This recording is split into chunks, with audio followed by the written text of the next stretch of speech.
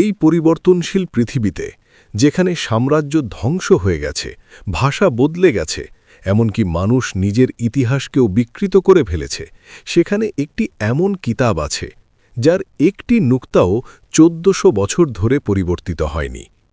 এটা শুধু একটা বই না, এটা মানব ইতিহাসের সবচেয়ে বড় মুজিজা। একটি এমন কিতাব যা পাহাড়ের উপর নাজিল হলে তা চূর্ণ বিচূর্ণ হয়ে যেত, কিন্তু তা নাজিল হয়েছে এক মানুষের হৃদয়ে। আজ আমরা জানব কিভাবে সেই কুরআন আমাদের হাতে পৌঁছল, কারা নিজেদের জীবন দিয়ে এর প্রতিটি শব্দ সংরক্ষণ করেছে, আর ইতিহাসের কোন কোন কঠিন মুহূর্তে এই কিতাব পরীক্ষার মুখে পড়েছিল। প্রস্তুত হয়ে যান, কারণ আজ আমরা বলবো কুরআনের ইতিহাস। এই গল্প শুরু হয় এমন এক সময় থেকে যখন না ছিল পৃথিবী, না ছিল আকাশ, এমনকি সময়েরও কোনো অস্তিত্ব ছিল না। আল্লাহ তাআলা সৃষ্টির পূর্বেই একটি স্থান নির্ধারণ করেন, লৌহে মাহফুজ। কুরআনের প্রথম অবস্থান ছিল সেখানেই। এরপর এক মহিমান্বিত রাতে, লাইলাতুল কদর, এই কুরআনকে দুনিয়ার আকাশে বাইতুল ইজ্জাতে নাজিল করা হয়। এটাই ছিল সেই প্রথম ধাপ যেখান থেকে হিদায়েতের আলো মানবজাতির দিকে আসতে শুরু করে। হেরা গুহায় একাকী বসে আছেন রসূল সাল্লাল্লাহু আলাইহি ওয়াসাল্লাম, সৃষ্টিকর্তার চিন্তায় নিমগ্ন। হঠাৎ গুহা আলোকিত হয়ে ওঠে, আর একটি শব্দ প্রতিধ্বনিত হয়, ইকরা, পড়ো। রসূল বলেন, আমি পড়তে জানি না।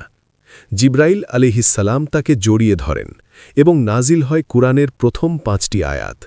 এই মুহূর্ত থেকেই শুরু হয় মানব ইতিহাসের সবচেয়ে গুরুত্বপূর্ণ যাত্রা। কুরআন একবারে নাজিল হয়নি, বরং ২৩ বছর ধরে পরিস্থিতি, প্রশ্ন ও ঘটনাবলীর ভিত্তিতে ধাপে ধাপে নাজিল হয়েছে। যখনই কোনো সমস্যা আসত, আল্লাহর পক্ষ থেকে উত্তর নাজিল হতো। রাসূল তা সাথে সাথে মুখস্থ করতেন এবং সাহাবীদের দিয়ে লিখিয়ে নিতেন। তখন কাগজ ছিল না, কুরআন লেখা হতো খেজুর পাতায়, পাথরের ফলকে, উটের হাড়ে, চামড়ায়। একই সাথে সাহাবীরা তা মুখস্থ করতেন। রাসূল নিজেই বলে দিতেন কোন আয়াত কোথায় থাকবে। এই বিন্যাস কোনো মানুষের তৈরি নয়, এটা ছিল আল্লাহর নির্দেশ। রাসূল ইন্তেকাল করলেন, ওহী বন্ধ হয়ে গেল, সাহাবারা শোকে ভেঙে পড়লেন। ঠিক তখনই এক বড় প্রশ্ন সামনে এলো, কুরআনের ভবিষ্যৎ কি? ইয়ামামার যুদ্ধে বহু হাফেজ শহীদ হন। তখন হজরত আবু বকর রাদিয়াল্লাহু আনহু সিদ্ধান্ত নেন কুরআনকে একত্র করতে হবে। প্রথম সংকলন। হজরত জায়েদ ইবনে সাবিত রাদিয়াল্লাহু আনহু এর নেতৃত্বে একটি দল গঠন করা হয়। প্রতিটি আয়াত যাচাই করা হয়, লিখিত দলিল থেকে, মুখস্থকারীদের থেকে। এভাবে তৈরি হয় প্রথম সম্পূর্ণ কুরআনের সংকলন। সময় গড়াতে থাকে, ইসলাম ছড়িয়ে পড়ে বিভিন্ন দেশে, উচ্চারণে পার্থক্য দেখা দেয়। তখন হজরত ওসমান রাদিয়াল্লাহু আনহু একটি বড় সিদ্ধান্ত নেন, একটি স্ট্যান্ডার্ড কপি তৈরি করা হবে। একই কপি বিভিন্ন অঞ্চলে পাঠানো হয়, মক্কা, কুফা, বসরা, শাম। অন্য সব ব্যক্তিগত কপি সরিয়ে ফেলা হয়। ফলাফল, আজ সারা বিশ্বে একই কুরআন, নুক্তা ও হরকত। প্রথমে কুরআনে কোনো নুক্তা বা জবরজের ছিল না। আরবদের জন্য সমস্যা না হলেও অনারবদের জন্য কঠিন হয়ে যায়। তখন ধীরে ধীরে নুক্তা, জবর, জের সংযোজন করা হয়, যাতে সবাই সঠিকভাবে পড়তে পারে। বিভাজন ও প্রিন্টিং।